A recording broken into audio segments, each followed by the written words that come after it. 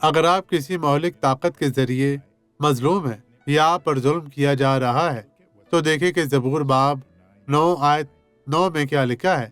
خداوند مظلوموں کے لیے اونچا برج ہوگا، مصیبت کے ایام میں اونچا برج۔ یہ ایک بلٹ پروف پناہ گاہ ہے۔ ایک بار جب آپ اس کی پناہ میں ہو جاتے ہیں تو کوئی بھی بری طاقت آپ کو چھو نہیں سکتی۔ یہاں دیکھیں، مصیبت کے ایام میں اونچا برج۔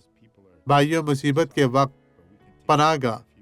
آج کل ہر کوئی پریشان رہتا ہے، لوگ مایوس ہوتے ہیں، لیکن ہم خدا کی پناہ لے سکتے ہیں اور ان فتنوں سے نجات پا سکتے ہیں۔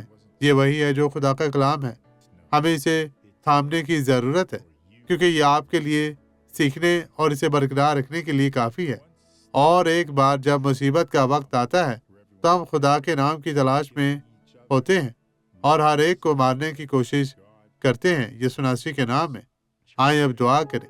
باپ، ان لوگوں کو بڑی برکت، انہیں چھو پاک صاف اور مسح کر اور ہر طرح کی بدی سے انہیں محفوظ رکھ۔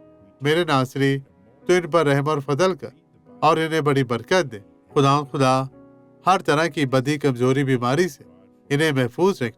اور بدی، میں تجھے حکم دیتا ہوں تو اپنا سب کچھ لے اور ان تمام لوگوں کی زندگیوں سے چلی جا، غائب ہو جا اور کبھی بھی واپس نہ آنا، کیونکہ میں تجھے کہہ نہیں رہا بلکہ میں یسوع مسیح کے نام میں حکم دیتا ہوں۔ خداوند آپ کو برکت دے۔